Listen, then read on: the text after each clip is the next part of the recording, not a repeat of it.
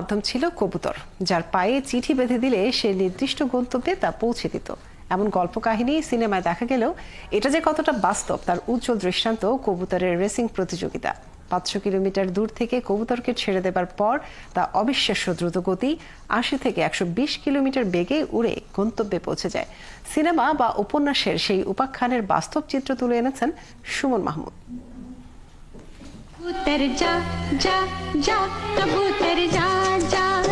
প্রেমিক প্রেমিকার চিঠি লেনদেনে কবুতরের ব্যবহার নতুন প্রজন্মের কাছে হাস্যকর মনে হতে পারে। ভাবতে পারেন, অবলা এই প্রাণীর কি এই জ্ঞান আছে যে সে নির্দিষ্ট ব্যক্তি বা স্থানে চিঠি পৌঁছে দিতে পারবে? তাদের জন্য এই তথ্য, কবুতরের এই বুদ্ধিমত্তা কোনো কল্পকাহিনী নয়। এই যে কবুতরটি দেখতে পাচ্ছেন, তার জাতের নাম রেসিং পিজিয়ন। আদিকালে পায়ে চিঠি বেঁধে দেয়া হলেও সময়ের পরিবর্তনে পায়ে লেগেছে এটিএস ডিভাইস। বার্তা লেনদেন নয়, এখন তাদের ব্যবহার করা হচ্ছে রেসিংয়ে। হ্যাঁ, ঠিকই শুনেছেন, ঘোড়ার রেসিংয়ের মতোই কবুতরেরও রেসিং প্রতিযোগিতা হয় বিশ্বজুড়ে। এই রেসিংয়ে কবুতরকে 100 থেকে 500 কিলোমিটার দূর থেকে ছেড়ে দেওয়া হয়। তারপর প্রতিটি কবুতর তার বাসায় কত দ্রুত পৌঁছতে পারে তার উপর ভিত্তি করে প্রথম, দ্বিতীয় ও তৃতীয় নির্ধারণ করা হয়। অবাক করা তথ্য হলো, এই জাতের কবুতর 80 থেকে 120 কিলোমিটার বেগে উঠতে পারে।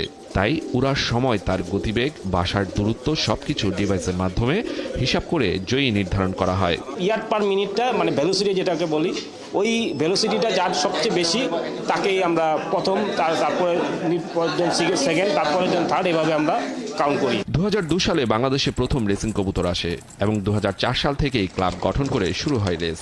আন্তর্জাতিকভাবে স্বীকৃত 4টি ক্লাব রয়েছে ঢাকাতেই। বিদেশি ফেন্সিয়ার আছে যাদের কাছ থেকে কবুতর কালেক্ট করে বাংলাদেশে জনপ্রিয়। লিউ হারমেন্স আছে, তারপরে কুপম্যান আছে, আইজার ক্যাম্প আছে।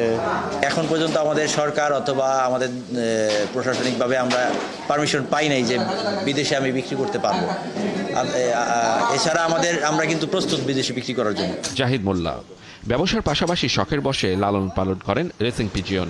বিভিন্ন দেশ থেকে সংগ্রহ করেছেন ভালো মানের কবুতর। যারা কবুতর নিয়ে রেস করেন তাদের কাছে অন্যতম গুরুত্বপূর্ণ বিষয় হচ্ছে কবুতরের ব্লাড লাইন। নেদারল্যান্ডের কোপম্যানের ব্লাড লাইন কবুতর জগতে এক অনন্য নাম, যেটি রেস করে সবসময় তার রেজাল্ট তৈরি করে। জাহিদ মোল্লা লফটের জাহিদ সাহেব এই কবুতরটি 2020 সালে নেদারল্যান্ড থেকে অনলাইনে ব্রিড করে কিনেছেন। কবুতরটির দাম 1.5 লাখ টাকা। সংগ্রহের পর দেশীয় জাতের একটি মাদি কবুতরের সাথে এটিকে ব্রিড করিয়ে তার থেকে বাচ্চা তৈরি করে সেই বাচ্চা দিয়ে রেস করে বেশ কয়েকবার সফলও হয়েছেন তিনি। প্রতি বছর শীতে কবুতরের রেসে অংশ নেন জাহিদ। সেজন্য সারা বছর ধরেই পরিশ্রম করেন কবুতরকে রেস জয়ী করতে।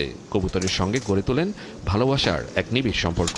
রেস করার জন্য জন্ম তো হয়েছে, তো ও কিন্তু ওর রেস শেখানো লাগে না। ও বাসা থেকে বের হয়ে ও দৌড় দেয়, ও রেস করে। ও একজনের সাথে প্রতিযোগিতা করে, এক কবুতর আরেক কবুতরের আগে যাওয়ার যে চেষ্টা করে। একসাথে যখন উঠতেছে 20টা কবুতর 50টা কবুতর, একজনের ট্রাই করে আমি ওরা ফেলা আরেকজন চলে যাবো আগে। যখন খাবার দিই তখন আমার শরীরে কবুতর যখন নাচানাচি করে, যখন আমার গায়ে পুরা খাবারের জন্য একটা থাকে, তো তখন সেই মুহূর্তটা খুব ভালো লাগে। রেসের আগের দিন কবুতরগুলোকে বেছে বেছে সংগ্রহ করে খাঁচায় ভরে রওনা হন ক্লাবের উদ্দেশ্যে। সেখানে কবুতরগুলো জমা দেন ডিজিটাল পদ্ধতিতে। রেসে অংশ নিতে জাহিদের মতো আরও অনেক প্রতিযোগী সিএনজি, রিক্সা বা মোটরসাইকেলে করে কবুতর জমা দিতে আসেন ক্লাবে কবুতর জমা নেওয়া শেষ হলে সেগুলোকে পিকআপে উঠিয়ে ঢাকা থেকে 400 থেকে 500 কিলোমিটার দূরের স্থানে নিয়ে যাওয়া হয়। আমাদেরকে নির্দেশনা দিচ্ছে ওখানে যাওয়ার পরে ওয়েদার যদি পরিষ্কার থাকে তাহলে আমাদের কবুতর আমরা ছেড়ে দেব। সূর্য দেখার সঙ্গে সঙ্গেই ছেড়ে দেওয়া হয় হাজার হাজার কবুতর। শুরু হয় প্রতিযোগিতা গন্তব্যে ফিরে আসার। এক কবুতর আরেক কবুতরের সাথে পাল্লা দিয়ে গতি বাড়িয়ে ছুটতে থাকে নিজের বাসার দিকে। 390 কিলো এয়ার ডিস্টেন্স। আশা করতেছি আসবে, সবগুলাই আশা করতেছি। এখন রেজাল্ট হলো ভাগ্যের ব্যাপার। ওরা যদি ধরা না পড়ে, কেউ যদি মানুষরা যদি না ধরে বা বাস পাখি অ্যাটাক না করে, ও আসে। এমন হয়েছে 1 বছর পরেও আসছে। রেসিং পিজিয়ন ছাড়াও গিরিবাজ কবুতর দিয়ে রেস হয় বাংলাদেশে। রয়েছে 40টিরও বেশি ক্লাব। 6 পিস, 10 পিস কিংবা 20 পিস নিয়ে কয়েকজনের মধ্যে হয় এই রেস। গিরিবাজের সমস্যা হচ্ছে, আমি চাইলে যে কারোর সাথে দুর্বল পার্টির সাথেই শুধু খেলবো।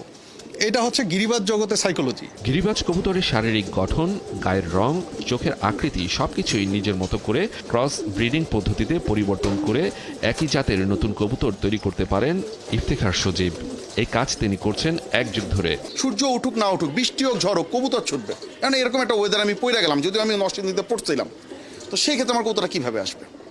তো সেই ক্ষেত্রে দেখা যাচ্ছে যে আমি ওর পাখার এই যে এখানে আমি স্মোকের সাথে ডার্টি মিক্স করছি, কারণ হচ্ছে যাতে সিল্কি অয়েলি ফেদার থাকে। আমি কিন্তু পুরো কালো পাখি ইউজ করতে হবে, আমি কালো পাখি ইউজ করিনি, কারণ কালো পাখ সফট হয়।